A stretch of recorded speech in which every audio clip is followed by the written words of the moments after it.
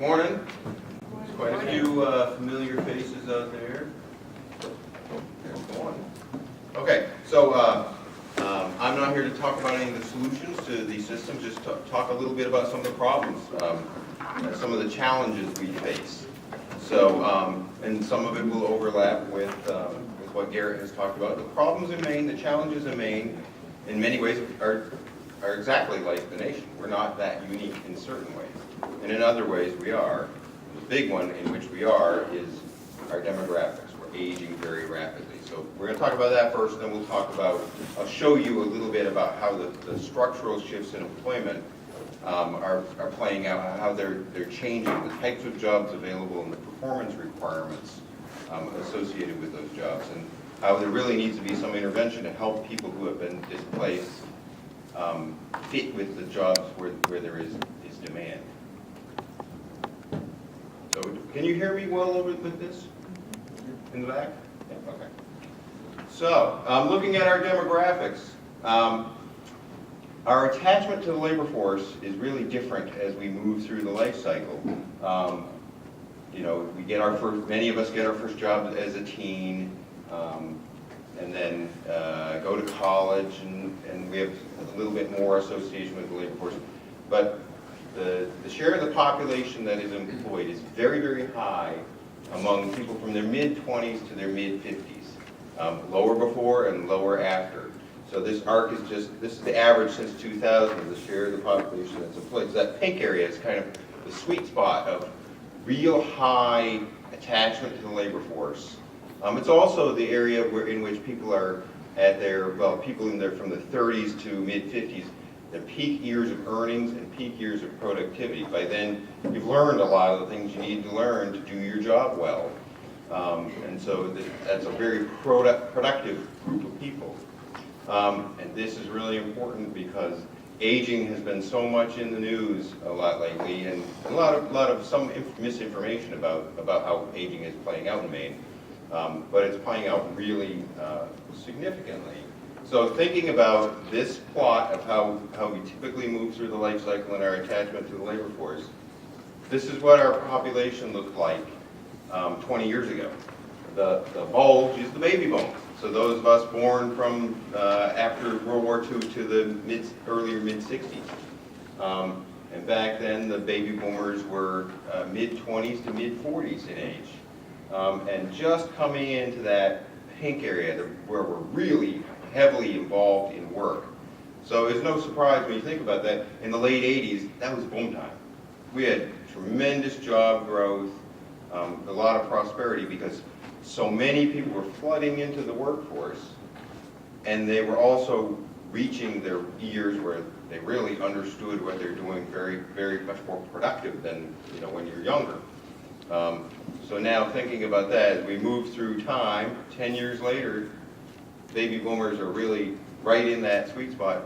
And 2000 was the year we had our highest share of population employed in our history. It came up, it peaked, and it has been trending down since then because so many of the baby boomers were in that area. And we're starting to get a little bit past that, but still, you know, in the work years up through 65. And here's about where we are now. We're a little bit past this 3 years later.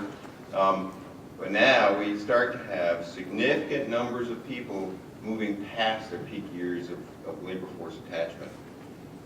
And so it's constantly in the news these days. Maine was 47th in income growth or last in job growth. This is exactly why. This is exactly why. We have such a large share of our population moving beyond their peak years of labor force attachment, because that happens before age 65. So anytime I read those quotes, they really irritate me in many ways, because the reporters will contact a professor at the University of Maine or something, and it'll just be, oh, this is bad. Well, realistically, we can't grow as fast as the nation because of our demographics. Oh, this is what we expected 10 and 20 years ago. I could have told you this years ago. So a lot of the news that's out there about, you know, when we're really low in growth, it's not so much bad. It's not really a reflection of what's going on recently now. It's a reflection of the choices we made 20, 30 years ago to have fewer kids. So now, all right, so that's about where we are now, and in 7 years, now the baby boomers are almost all past the highest years of labor force participation, and some are past 65. So now we're really starting to see large numbers of people leaving the labor force. This is just in 7 years from now. And in 13 years, all of the baby boomers are past the highest years of attachment, past their highest years of earnings, their highest years of productivity. It's not that people who are older can't be productive, but as a gross generalization, that's how things are, because you tend to be more attached to the labor force. And now we're getting to a point where there's a large population that's no longer in the workforce, and a much smaller population than has been the case in the workforce. So nationally, this has all kinds of ramifications with Social Security, Medicare, pay-as-you-go system, and so forth. Those are national programs. It's not as extreme nationally, but you can see why this is happening. The baby boom generation is really aging out of the labor force. So that's just the movement of us through time. It's pretty stark. You can start to see the lines of the younger groups don't go up; they've gone down as the baby boom has moved through time. So it's a really big change. In 40 years in our history is a pretty short period of time, but it's a big change that's taking place in terms of our workforce. So, all right. So we talk about the baby boomers all the time, and Maine had a baby boom, but so did the nation. So what's the big deal? Why is Maine so different? Well, everybody's heard we're the oldest state in the nation, and many presume that's because we have a lot of seniors. That's really not the case. We have a little bit higher share of seniors. What we really have is a whole bunch of people middle age in their 50s and 60s. And this room is full of baby boomers. Like most of us are. So we have an unusually high, so this is the share of the population by year of age, and we have an unusually high share of population within about 20 years of aging out of the labor force. So the nation, you had that little bump with the baby boom too, but then we didn't have kids like the rest of the nation, and we don't have immigration of younger people either, to the extent that a lot of states do. So we have all these people aging out of the labor force, and a much smaller numbers under 20 aging into the labor force. In fact, the population 45 to 65 is 100,000 larger than the population under 20. So you think about that. Maine's a population of 1.3 million. We have a workforce of 700,000. Imagine 100,000 less out of 700,000 workforce. That's really significant. It's unprecedented in the history of our country. No place has had a workforce shrink that much, and which is what we're potentially facing in the years to come. And nationally, the population of young people is slightly larger than the baby boomers aging out. Not significantly larger, but at least there's people coming along in the pipeline to backfill that we don't have. So it's really important that we entice working age people to move to Maine. And in our history, we've had significant in-migration in the 70s and the 80s. We did entice people into the state. So we need to have systems and structures and campaigns to get people here and keep young people from leaving. And people talk, it's common for people to talk about we're losing all our kids. It's way overstated. It's mostly because we didn't have kids. And it's pretty typical. My parents had 3, I had 2. And that's how things have gone. Everybody, as each generation goes, you have fewer kids.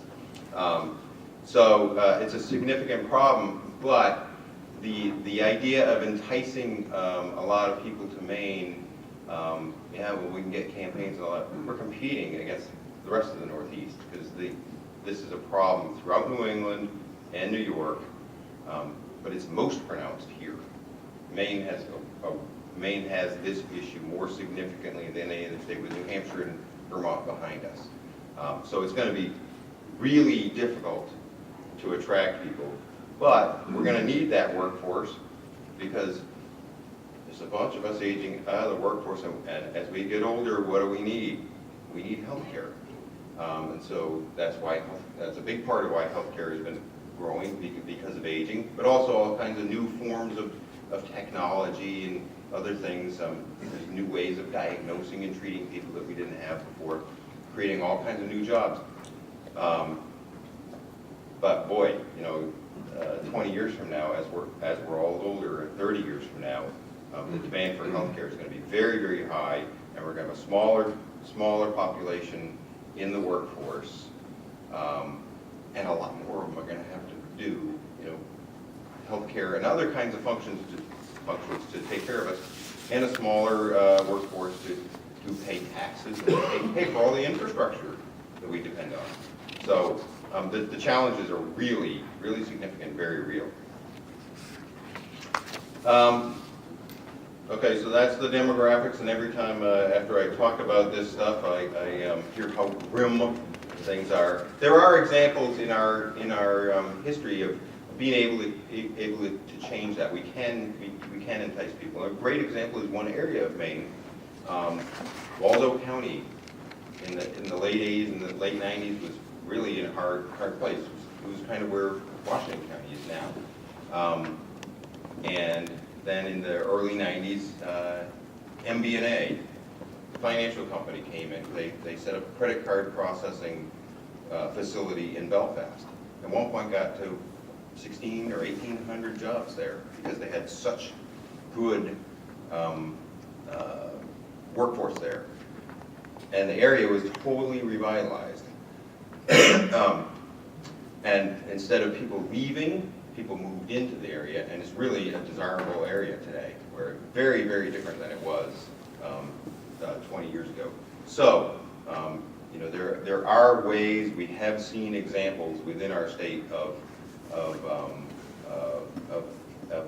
a business or an area enticing people to move in. So it's a problem, but it can be overcome. So, I thought that was the last one of the demographics. So anyway, our demographic profile and our aging, it's not just hitting now. We talk about it as though it's just hitting. The oldest of the baby boomers are now 67. So I remember 2 years ago when the oldest of the baby boomers hit 65, and I was talking about this wave of people retiring. This has actually been going on for 13 years. In 2000 was the year we had our highest ever rate of labor force participation for the population in general, and that's because we had so many people in that. That's because this was what our population looked like in 2000, and then as we aged forward, some people started leaving the labor force. The share of the population that's employed peaked and was generally trending down. Then we had a recession, and it plummeted, Maine and the nation. Maine's actually didn't go down as far as the nation. We're recovering, so we're recovering faster than the nation. It's interesting that we're going up faster than the nation, our share of employed population, but all the news accounts talk about our job growth is slower than the nation. Well, our job growth is slower because we don't have population growth. But of the population we have, we're actually doing a better job of getting people reemployed after the downturn. You never hear that in the news. It's actually a better story here, but every news account is negative. We're not growing as fast as the nation. It's too bad. And we put this stuff out and talk to reporters, and it's too hard to put in their articles, so they don't say it.